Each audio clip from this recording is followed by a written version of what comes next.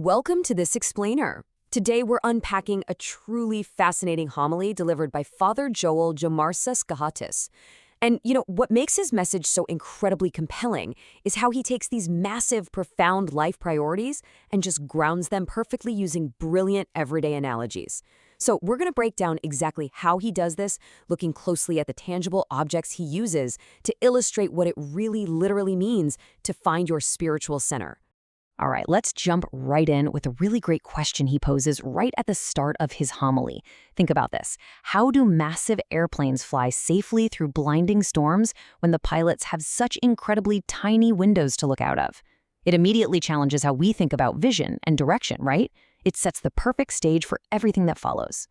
So here's our roadmap for today. We're structuring his message around the 5 tangible metaphors he uses. We've got 1. Ang kumpas ng buhay. 2. Ang unang batones, 3. Puso at araw, 4. Ang payong sa bagyo, and 5. Visita o kapamilya. Let's hit section 1. Ang kumpas ng buhay, the compass of life. Going back to that airplane analogy, Father Gahatis totally flips our expectations. He points out that despite an airplane's powerful engines, its huge wingspan, and all that fuel it carries, the absolute most crucial component is actually the tiny compass and GPS. Because, well, if that directional guidance system is wrong, the plane is completely lost, no matter how powerful it is. He uses this to explain that having great talents, lots of money, or even good intentions means absolutely nothing if your life is just pointed in the wrong direction. And he anchors this thought with a bold quote from the Gospel of Matthew: "Whoever loves father or mother more than me is not worthy of me." Now, he clarifies this isn't about not loving your family. Actually, it's a check on your compass. Like, what is truly guiding you? Are we being guided by the pursuit of money, the opinions of other people, or are we prioritizing God? Because if your compass is off, you're definitely going to drift off course. Moving on to section 2, ang unang botones, the first button. Taking it from the sky down to our everyday wardrobe, Father Gahatis shares this super relatable memory from his childhood. His grandfather taught him how to put on a polo shirt with one very simple rule. You have to make absolutely sure you align the very first button correctly. Because if you start in the middle, or mess up that first button at the top, literally every single button that follows is going to be crooked and mismatched.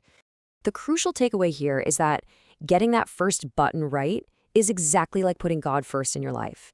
When you prioritize your spiritual center, when you align that primary relationship correctly, all the other responsibilities in your life, your family, your work, your health, your dreams, they all just naturally fall neatly into place.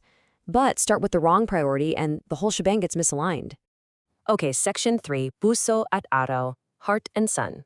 Scaling all the way up to the vast solar system, Father Gahatis asks us to think about why the planets don't just, crash into each other. It's because of the sun. The sun acts as this central gravitational anchor, keeping these massive, chaotic planets safely in their orbits. In this analogy, God serves as that gravitational center. You remove the sun, you get cosmic chaos. You remove God from the center of your life, and you lose that gravitational pull that keeps your daily chaos in a manageable, healthy orbit. Then he shifts inward. He brings it right back down to human scale, with a simple question about visiting a medical clinic. What does a doctor check first when you walk in? The answer, of course, is the heart. The doctor pulls out the stethoscope to check your heartbeat. Father Gahatis notes that no matter how strong your arms are, how attractive you are, or how brilliant your mind is, if your heart stops beating, none of those other attributes matter at all. Your spiritual core is the heart of your life. If your center stops functioning, the rest of your strengths are completely useless. Section 4, ang payong sa bagyo, the umbrella in storms. Now, transitioning to the harsh realities of life and how we define faith when things get really difficult. This illustrates a major misconception a lot of us hold. Father Gahatis uses an umbrella to clarify what faith actually does. Think about it. When it rains and you open an umbrella, it doesn't magically stop the rain, right? It doesn't make the storm just disappear. The reality is, it protects you from getting soaked while you are actively walking through that storm. Having faith absolutely does not mean your life will suddenly be free of problems, pain, or rain. Instead, faith acts as your protection. It gives you the resilience and the strength to navigate those heavy downpours without drowning in despair.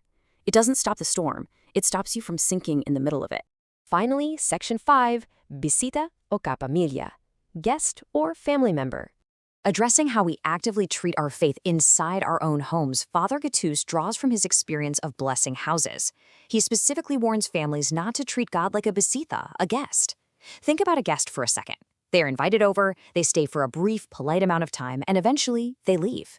He says that way too often families pray, treat God nicely for a moment like a visiting guest, and then just completely ignore him once the prayer ends.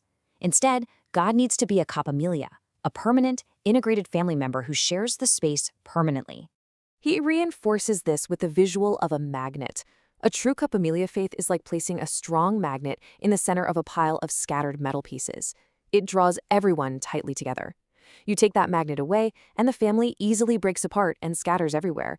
But keep it in the center, and it is the absolute unifying force that binds the household together. To wrap up his homily, the priest leaves his listeners with a highly practical, surprisingly modern piece of homework to ensure they're prioritizing that first button we talked about earlier. Here it is. Wake up in the morning, talk to and thank God, and only then are you allowed to check your smartphone. It's a daily, physical habit to ensure your priorities are aligned before all the noise of the day sets in. So we'll leave you with this final provocative thought to reflect on today based on Father Goddess's message. When you wake up tomorrow morning, will you check your compass before you check your screen? How will you intentionally set the direction of your day? Thank you so much for joining us for this explainer, and we really hope this helps you keep your first button perfectly aligned.